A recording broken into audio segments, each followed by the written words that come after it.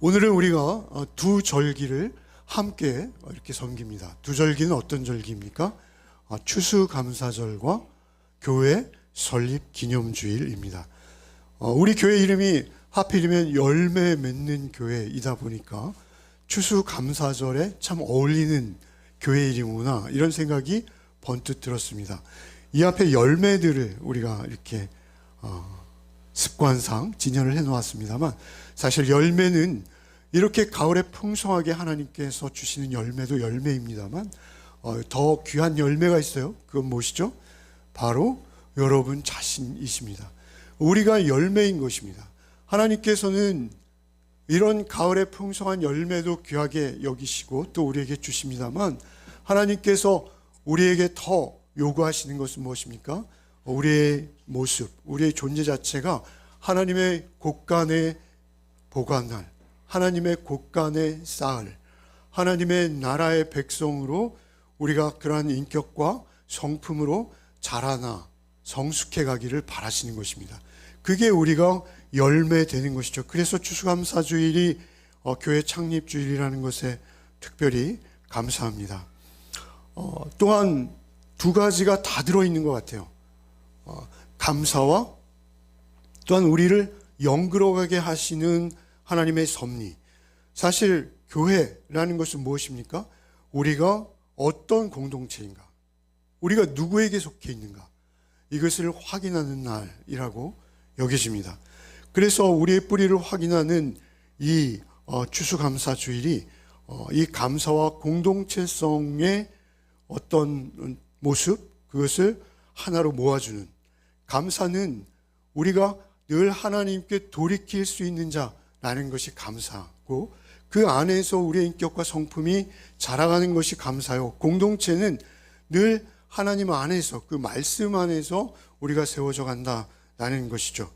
이 두 가지 의미가 오늘 본문에 충분히 녹아 있습니다. 저는 늘 절묘하고 참 감사하는 것은 우리가 절기 예배 때마다 절기의 의미들을 본문에서 드러내 주시는 것이 아닌가 여겨집니다. 여러분, 9절부터 오늘 우리가 읽었던 본문을 다시 한번 읽겠습니다. 본문 읽겠습니다. 유다와 베냐민 모든 사람들이 3일 내에 예루살렘에 모이니 때는 9째 달 20일이라 무리가 하나님의 성전 앞 광장에 앉아서 이 일과 큰 비 때문에 떨고 있더니 제사장 에스라가 일어나 그들에게 이르되 너희가 범죄하여 이방 여자를 아내로 삼아 이스라엘의 죄를 더하게 하였으니 이제 너희 조상들의 하나님 앞에서 죄를 자복하고 그의 뜻대로 행하여 그 지방 사람들과 이방 여인을 끊어버리라 하니, 9째 달 20일이라 하죠. 유대력입니다. 오늘날 우리 태양력으로 하면 12월입니다. 12월 20일 정도 되겠죠. 상당히 추운 날씨입니다. 그 추운 날씨에 에스라가 굳이 그들을 다 모았습니다. 전부를 모았어요. 어디로 모았습니까? 예루살렘 성전 앞 광장으로 모았습니다. 이제 막 새로 지어진 제2성전이죠. 그 성전 앞으로 그들을 다 모았을 때 그들이 심히 떨고 있었다 그러죠. 오늘 본문에 떨고 있었어요. 두 가지 이유 때문이었을 것 같습니다.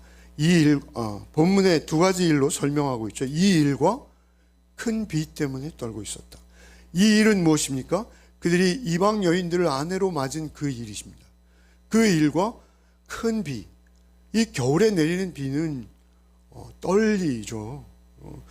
춥습니다. 일단은 상당히 큰 비다라고 말씀하시는 걸 보아서는 아주 폭우였던 것 같습니다. 이 이방인들과 결혼한 일과 이 큰 비로 인해서 그들이 심히 떨고 있었던 것이죠. 그때 에스라가 말하는 것이죠. 범죄하여 이방 여자들을 아내로 삼아 이스라엘의 죄를 더했으니 이제 자복하고 그 여인들을 끊으라 라고 말씀하시는 것이죠. 이건 우리의 현대적인 사고나 우리의 생각으로 참 받아들이기 힘든 말씀입니다. 받아들일 수 없는 말씀이기도 하죠. 반드시 이것이 성경 전체를 관통하는 그 한 가지 주장은 아닙니다.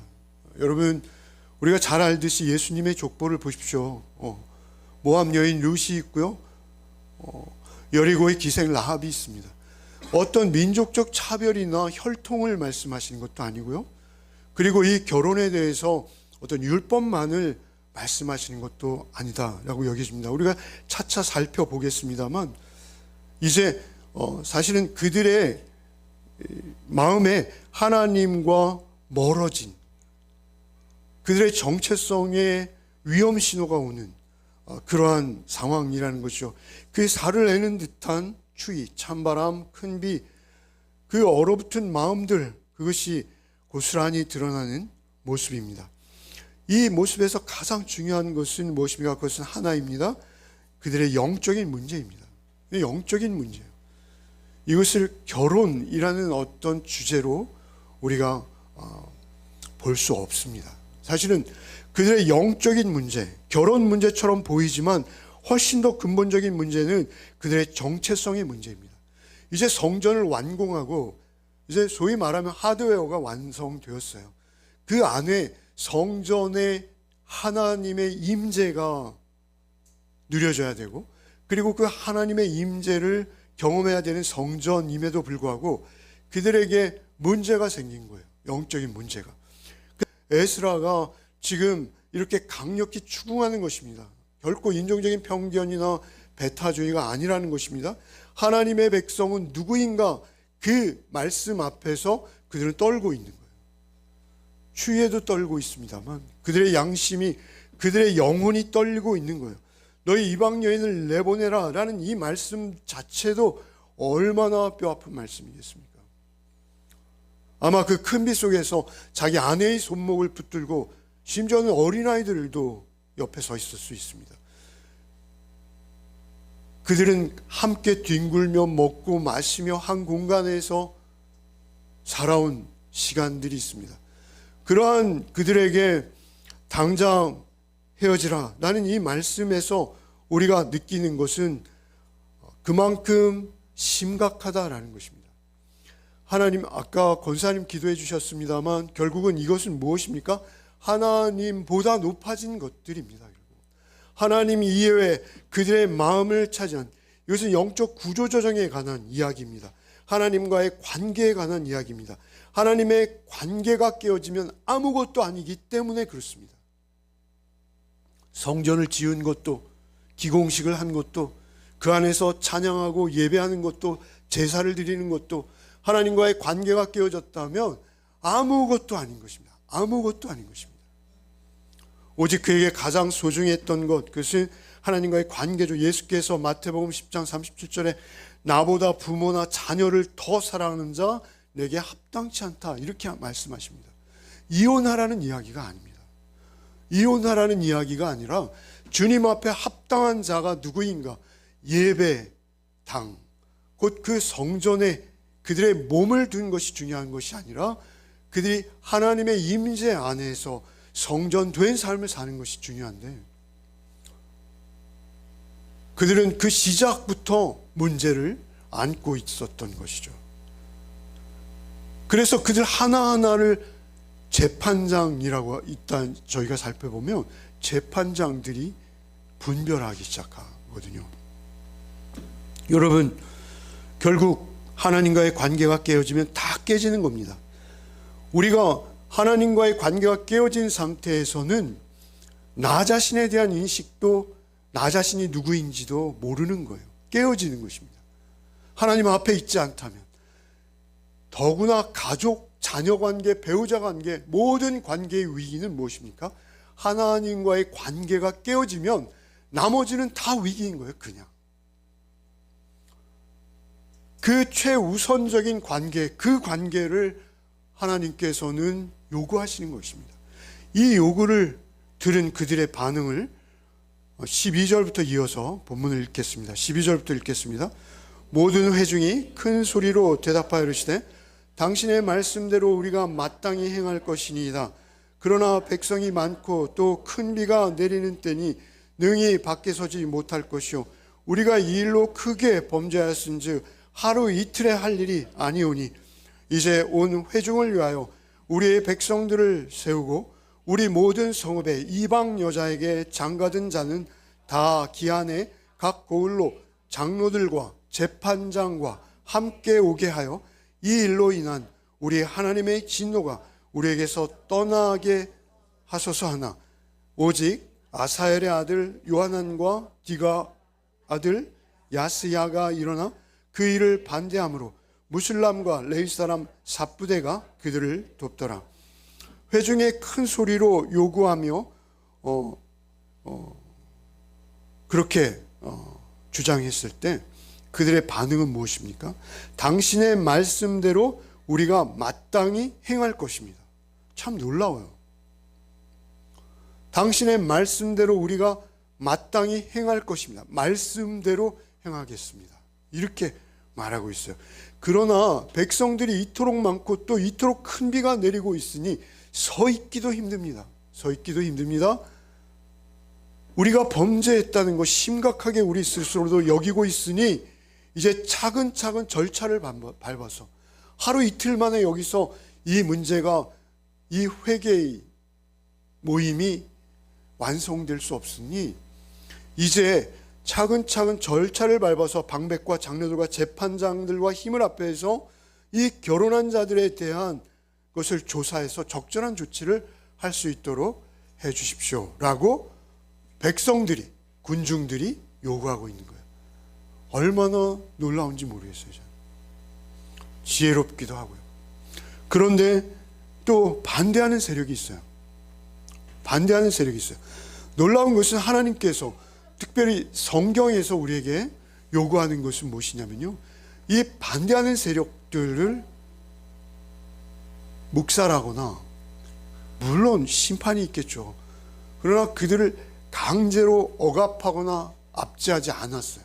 참 놀랍지 않습니까? 그 돌아오는 과정, 하나님께로 그들의 심령이 돌아오는 과정, 그것은 절대 자율적이어야 되고 스스로여야 합니다. 그들의 결정에 의해서 돌아와야 된다는 것이죠. 우리는 회개를 말이죠, 그냥 감정적으로 울고불고 그 자리에서 확 뒤집어지는 그것을 우리가 회개라 여길 수가 있어요. 그렇지 않다는 것입니다. 구체적으로 노력하고 꾸준하게 살피고 관찰하고 그리고 시간을 두고 그렇게 돌아오는 것이죠. 여러분, 이어지는 16절로 17절을 한번 읽겠습니다. 16절로 17절 이렇게 사로잡혔던 자들의 자손이 그대로 한지라 제사장 에스라가 그 종족을 따라 각각 지명된 족장들 몇 사람을 선임하고 열째 달 초하루에 앉아 그 일을 조사하여 첫째 달 초하루에 이르러 이방 여인들을 아내로 맞이한 자의 일 조사하기를 마치니라. 사로잡혔던 자들의 자손이 그대로 한지라. 그대로. 우리가 지난주에 말씀을 나눴습니다만 에스라의 특징을 세 가지로 말씀드렸죠. 그는 말씀을 연구하고 준행하고 가르치는 사람으로 살기로 결심했던 자이죠. 그는 말씀의 사람이었습니다. 이제 성전이 완공되자 말씀의 사람이 2차 귀환을 통해서 그들에게 찾아온 거예요. 하나님 준비시키신 것이죠. 그 에스라가 왔을 때 그들이 이제 그대로 하기로 결심하는 거예요. 그대로 하기로. 말씀에 순종하기로 결심하는 거예요.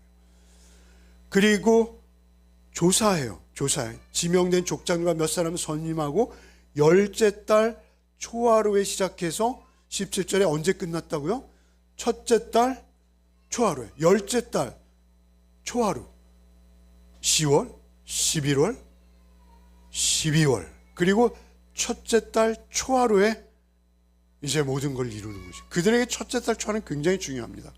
그런데 어찌되었던 그 수문 앞 광장, 그 예배당 앞에서 그들이 성전 앞에서 모여서 그들이 각성을 한 다음에 회개를 시작한 다음에 3달 동안 그들은 꾸준히 살피고 그리고 그 일을 면밀히 조사하고 그들의 마음 상태, 모든 상태들을 살폈겠죠.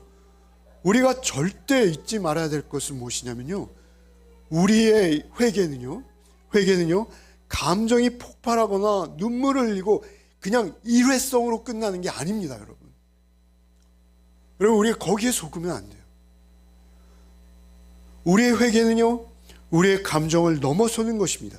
우리의 삶의 방향과 구조를 바꾸는 거예요.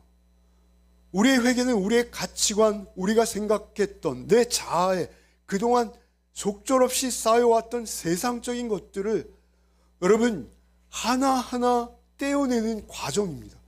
그것은 회개는 순간이 아니라 회개는 우리의 평생입니다. 회개는 우리의 과정인 거예요. 여러분, 우리의 존재 방식이 변해가는 것입니다. 세 달이 아닙니다.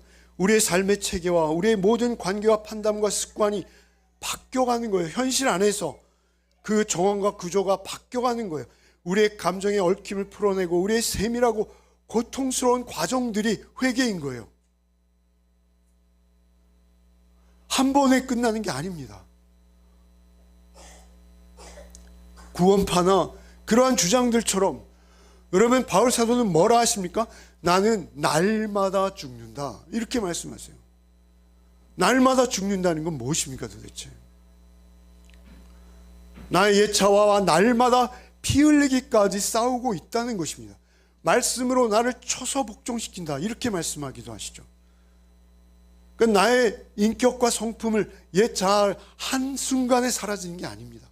그것들을 하나님 앞에 하루하루 꺾어가는 것입니다. 그것은 죽음보다 더한 고통일 수 있어요.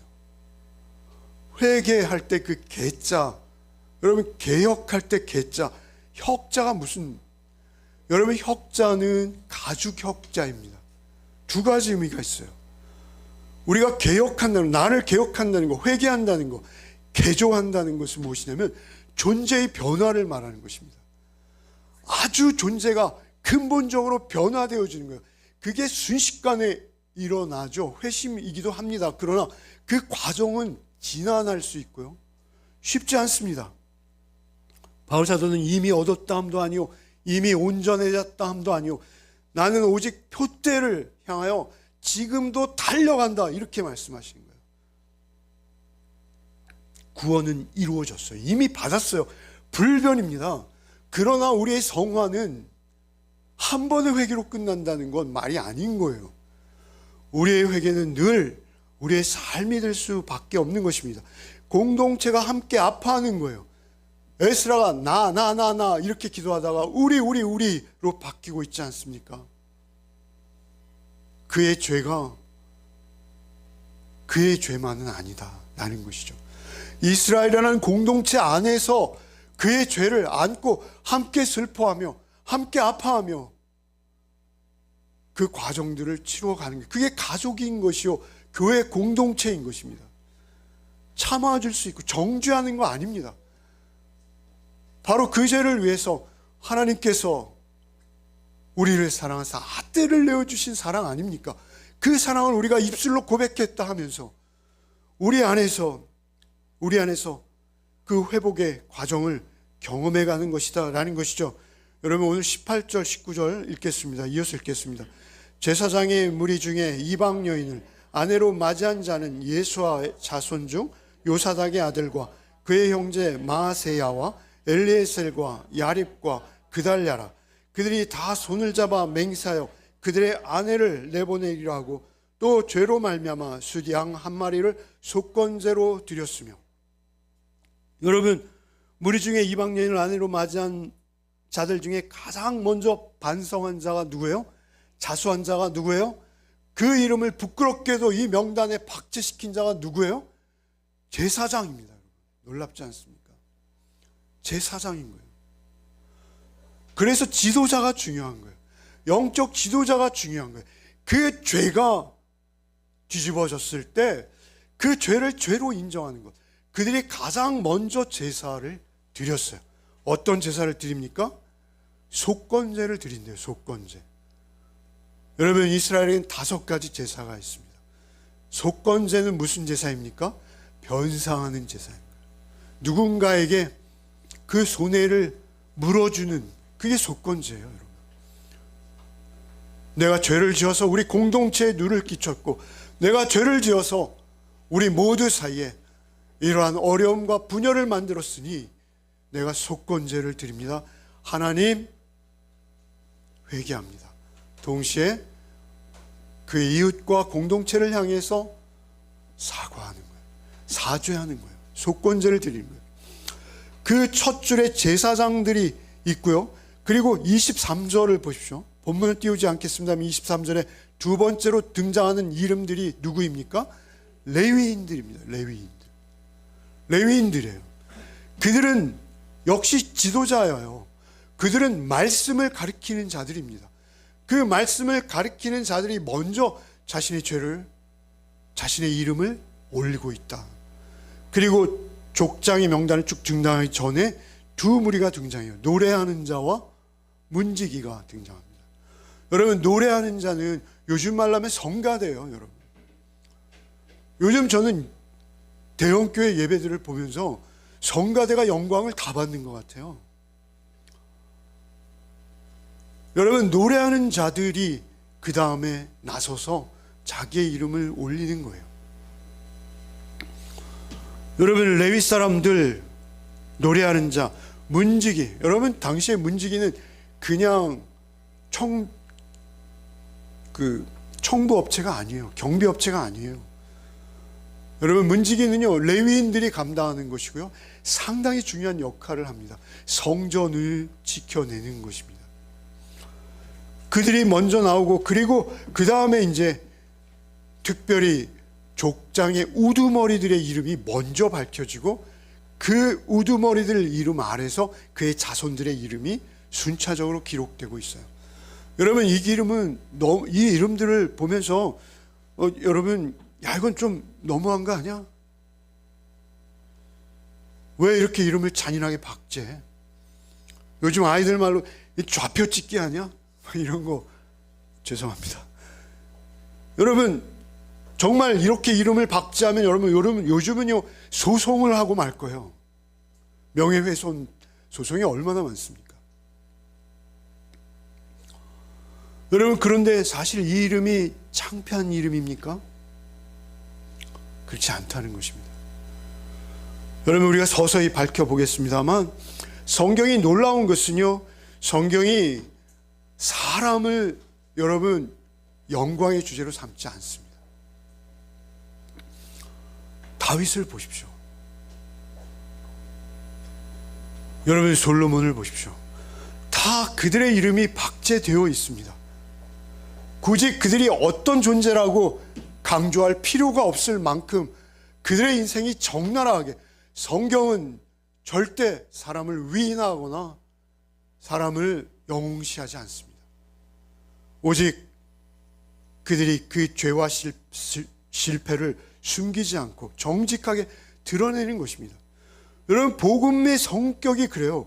복음이 인간의 죄를 용서하고 덮어주기 전에 복음은 무엇입니까? 십자가 앞에 서는 것입니다.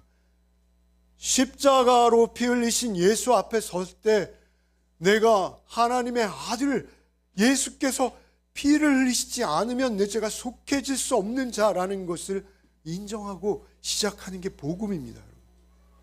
복음은요, 그냥 죄를 아무 절차나 대가 없이 덮어주는 게 아니에요. 복음은 여러분, 결코 그렇게 죄를 숨기는 자에게 열리지 않는다라는 것입니다. 죄 없는 완벽한 인간을 찾으시는 것이 아니라 오히려 스스로의 죄를 고백하고 하나님 앞에 돌이키는 자를 하나님이 찾으시는 것입니다. 16절만 여러분 다시 한번 읽어보겠습니다. 16절 읽겠습니다.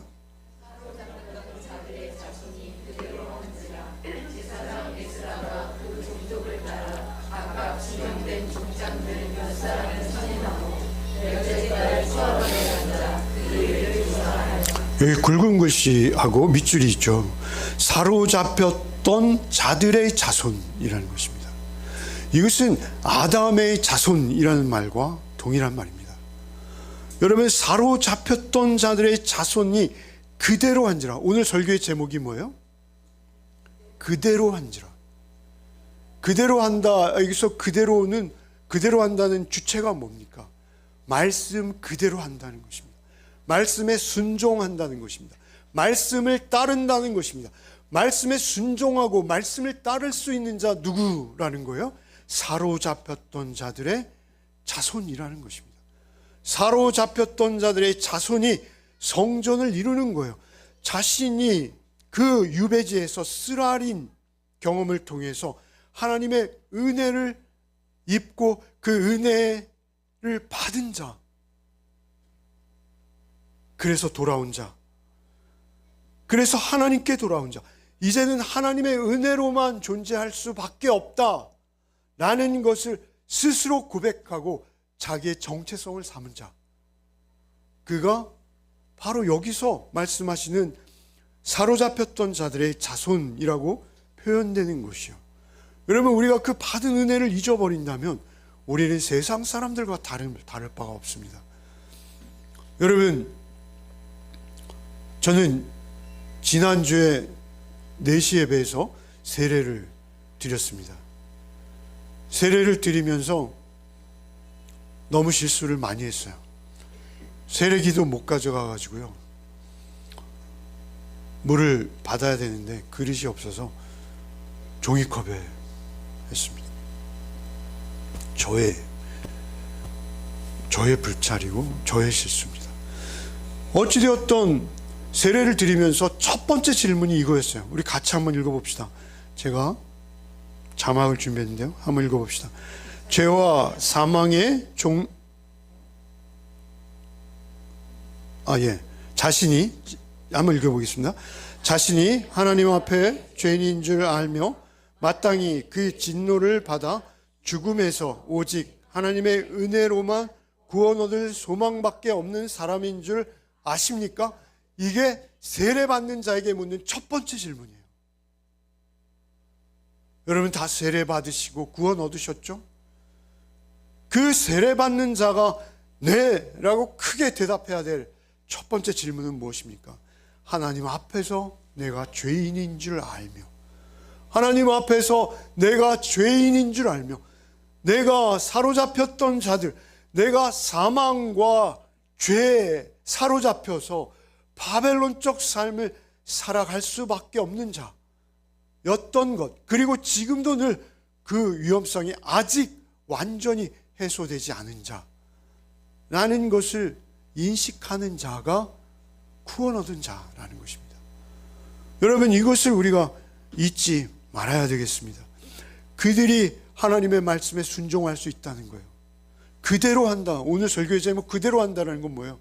하나님의 말씀에 순종하는 자들이 그 포로였던 자리에서 내가 돌아온 자라는 걸 잊지 아니하고 그 은혜를 힘입어서 말씀에 순종하는 거예요.